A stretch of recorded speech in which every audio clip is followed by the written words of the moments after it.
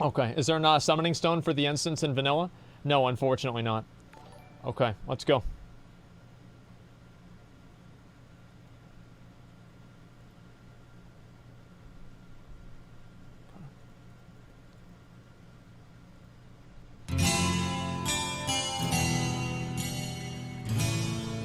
Okay.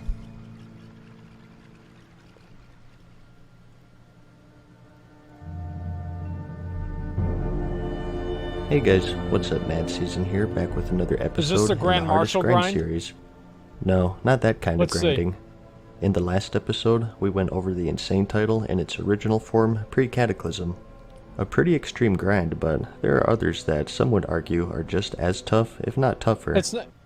Oh, sorry, I didn't mean to No. click ahead. It was not that hard. Hey guys, Like, in the Insane last episode, was not that hard. But I did do it after Shendalar got removed.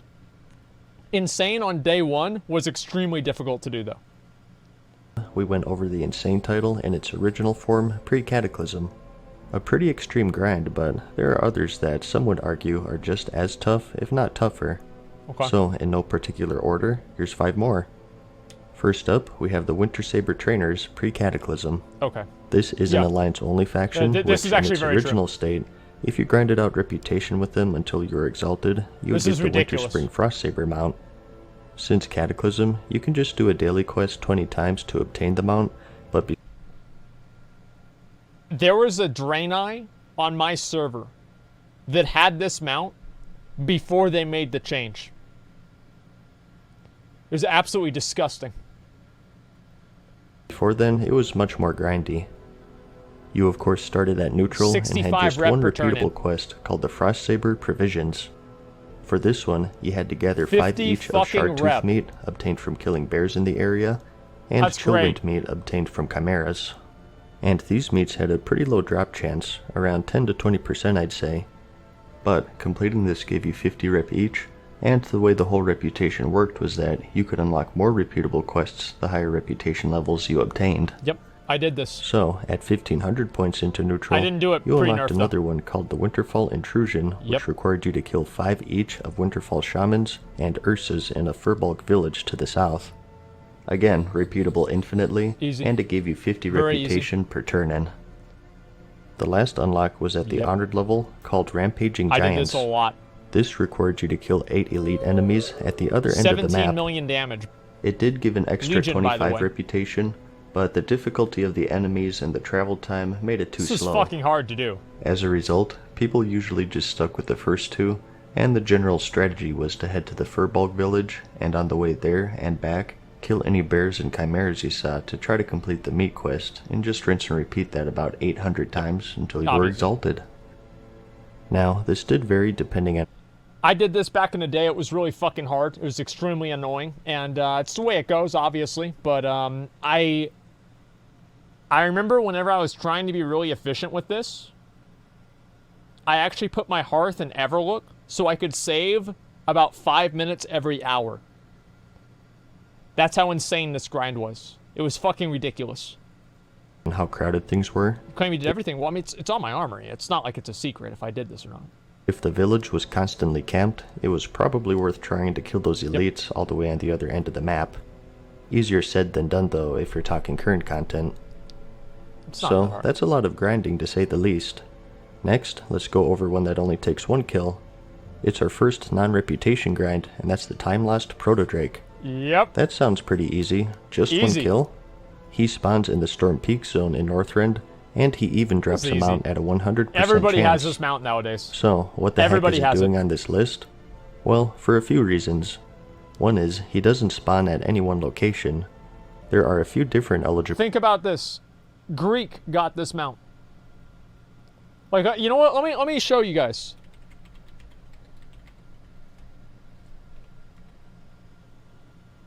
Look at this right here. Time Lost Proto Drake. 7 years ago. Greek God X.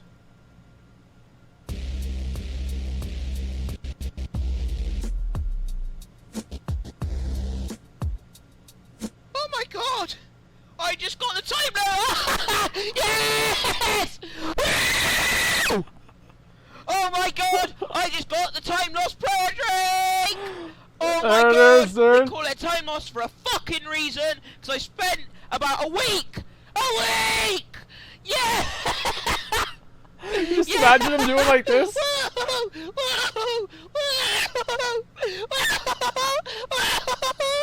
Yes! Yes! I come back from eating lunch. I was like, you know what? I'll have some lunch. I come back. All I could hear was this, right? This is what I could hear, alright? This is my add-on. This is what it finds, right? Add-ons, NPC. I could hear this. And I was like, wow! Wow! I had the same add-on. I literally had the time exact off same project on add-on. that thing, and I shit myself. Okay, guys, I'm gonna make a Minecraft video pretty soon. Love you, bye. Okay, there you go. That was a great video. So yeah, Greek God X, the WoW legend, he actually almost got the Time Lost Proto Drake before me. Actually, he might have. He might have gotten the Time Lost Proto Drake before I did. I really hope that's not the case. I've been farming it for 10 years, I still don't have it. Then you haven't been farming it for 10 years. Full spawn points. And he doesn't sit still. He patrols the area on a set flight path, and you have to keep an eye on about 50% of the zone. He also has a respawn timer that varies between 8ish to 20ish hours. It seems random. Okay. But he doesn't always spawn. He actually shares a spawn with another flying dragon Viragosa. called Viragosa, 1 in and no one 20. cares about her really. It's also It's true. not a 50-50 chance. In fact, it seems like the Proto-Drake is almost a rare spawn of Viragosa, meaning that normally Viragosa A rare spawns at spawn these of a points, rare spawn. and the Time Lost has a small chance of spawning instead. That's a very, very good. And to top it all off, very even to good this game. day, nearly 9 years later, it's still heavily camped, and if you go to the Storm Peaks, you're pretty much guaranteed to have multiple people waiting at each spawn Yep. point. So, in essence, we have a rare spawn that rarely spawns every 8 to 20ish hours from another rare spawns at 4 different locations, who also patrols around 50% of the zone depending on where it spawned. And it's also heavily camped 9 years after the release of its expansion.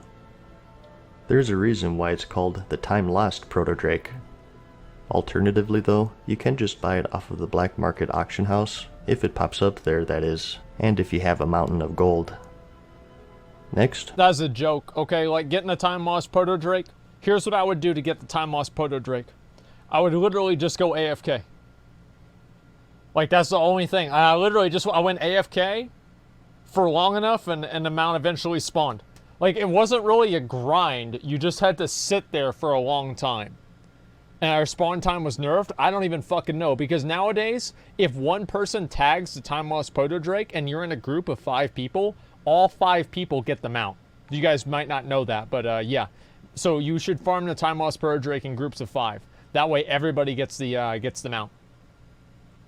we have some PvP reputations, and this is where people's That's not experiences true may anymore? have varied. Oh, they changed it? Okay, Specifically, I wanted to talk about the Arathi Basin reputation, which is the League of Arathor was a for joke. Alliance and Defilers for Horde, This was a joke, and dude. the Warsong Gulch reputations, which were the This only Silverwing took like Sentinels 500 for hours. the Alliance, and Warsong Outriders for Yeah, Horde. at most Again, 500 talking hours. pre-Cataclysm here, these took a very, very long time to grind. I think they still take a decent amount of time to get to Exalted, but before the release of Crossrealm Battlegrounds way back when, Yep. it was ridiculous. In my case specifically, I was on the Khadgar server on the Alliance side, Yeah, and we yeah, vastly yeah. outnumbered the Horde in population. Was not hard. As a result, That's nothing? it wasn't Yeah, it's a uncommon for queue times to be hours long even during prime time, and to top it all off, we sucked. To get reputation with these factions, sucks. we had to cap flags in the Warsong Gulch, Yep. or get a certain amount of resources Each in the flag cap Arathi was Basin. 35 rep, I believe. And in the case of my server for the Alliance, it 35. was nearly impossible. 2-hour-long queues, and a lot of the time, no reputation. The only thing that made it possible was that, back then, you could get these tokens for playing the battleground. If you won, you got 3, and if you lost, you only got 1. And, correct me if I'm wrong here, but I believe you could turn in 3 at a time for a bit of honor and a small amount of You reputation. got 100 reputation. And That's in about my it. case, that was the main way of grinding it out, since we very rarely won either battleground. The reason why it says 2.1 billion is that was the max integer number in WoW back then, and that was the case until I think Warlords of Draenor, and then that's whenever they were able to change it. And yeah, that's Because the reason I know that is that's how like Raw Den like got bugged out because his health went higher than that, and that's why all of the bosses before then, or sorry, after then in Siege of Orgrimmar, for some reason or another, had under that number health. These marks were removed a while ago in the Wrath of the Lich King expansion, I believe. So this was definitely a case-by-case basis. For my situation specifically, if you were Horde on my server, you definitely had an easier time. Fast queue times and easy wins most of the time. Easy. Or if you just waited until post 1.12, which is when they released the Crossrealm Battlegrounds. Even still though, it was pretty insane. It's hard to say which one is harder. Overall, the Arathi Basin rep comes slower I think, but you got reputation per X amount of resources, so you were at least guaranteed some rep, unless you just got 5-capped right away. I would say Warsong was the hardest. There was always a in my possibility of 5-capping the other team. Yep. If you don't know, this makes the battleground go by at lightning really speed, hard. so it was very server dependent. For the Warsong Gulch, on the other hand, it was flag captures, so you could come out empty-handed. Yep. And to top it all off, initially there wasn't a time limit, so you could have games that would go on for hours. And each flag cap was 35 reputation. For neutral to exalted, that's 1200 flag captures, or 400 wins. So, even with fast queue times and easy wins, that's a headache right there. Well, you would turn into tokens too, which gave you a lot. A lot of people ask why I have such a random looking transmog, as well. And in the case of the tabard, it's sort of a memento of one of the hardest grinds I ever did in the game. Yep, I have it. It's the Silverwing Sentinel tabard, it's not a big deal. Which required exalted with the Silverwing Sentinels. It's a joke. Yeah, I probably played a little too much back then. No. In the case of Warsong Gulch, things have been made a bit easier over the years. You now get more reputation with flag caps, and the new Warsong Scramble Brawl I heard is a really fast way to max it out quickly. Anyways, who could forget the granddaddy of all PvP grinds, the rank 14 grind? Before the Burning Crusade, the whole PvP system for World of Warcraft was a little different. This is really To get the best gear, you had to ascend a ladder of sorts. This ladder had 14 rungs, but to climb it, it would take months, and while doing so, members of your own faction on your server are trying to knock you off of it. So, there were 14 ranks listed here, and the higher rank you achieved, the better rewards you got, with the whole epic quality weapon and shield. Let's see, what? Holy shit. Wait, 9 got a battle standard? That sucks. Wow. Holy Grail as a purple armor set, and even a weapon at ranks 12 through 14. Epics were much harder to come across back then, so this was actually a really big deal. And the weapons in particular were really good, even being superior to the Blackwing Lair gear. For the most part anyways. But to get them, you had to farm a virtual currency called honor points, something you're most likely familiar with by now. We have it now. Everyone wanted them, which was the main problem. Rank 3. And that's because you not only competed against the enemy faction by killing them for honor, but also members of your own faction as well, because the only way to rank up was to get more honor than them. How much did you have to grind? Well, it's a dynamic thing, and it depended on how much everyone else on your server was grinding. I only got to like rank 7, I think. So basically, 24/7. For the high ranks anyways, it was pretty trivial to get 10-ish by PvPing frequently, but not over the top. That's because for each rank, the top X percentage of players who PvP'd for that week would rank up, and this percentage got smaller and smaller the higher the rank, top 0.1%. all the way down to 0.1% so it's basically for rank 14. 1 gladiator. I won't go into the actual calculations and equations themselves since they're pretty intricate and complicated. Holy shit. Just believe me when I say that you really did need to go just about 24/7, and it was pretty common for people to account share to reach it. So I didn't know anybody who didn't account share to get rank 14. There's this one guy, he was my guild master, and he got Grand Marshal on 2 characters. Yeah. He got Grand Marshal on 2 characters, and he had a brother who couldn't speak English. And he would just have the brother who couldn't speak English play the game for him. And he would play while he was at work, while he was even in meetings at work. He would have the brother play while he was driving home. And at some point, I think he was actually playing the game while he was driving home. I'm not sure really how that happened, but somehow it's what he said. So somebody told me. This guy would basically never go offline. Grand Marshal on 2 characters. constantly wanted to be queued for Dude, sounds like battlegrounds, me. and while in queue, world PvP. And to make matters worse, there was something called dishonorable kills back then. Oh, you would get these I by hated killing this. low-level quest This was givers the and fucking vendors worst, of the man. enemy faction, and they would have a negative impact on your current honor This rank. was so fucking bad. They were very easy to kill by accident in the Yep. chaos of world PvP, and you had to be so careful or you'd lose a day of progress in one button. And even if a party member killed one, you too got credit for it. So if all of this wasn't ridiculous fucking enough, awful. if you can actually Like, let me tell you, believe this it, is fucking initially awful. to I continue hated using it. these weapons and armor, you had to retain your rank. So even if you completed this insane grind, you were still competing with your server, and if you didn't PvP, you would D-rank, and thus be unable to use your weapons and armor. Wait, what? Really?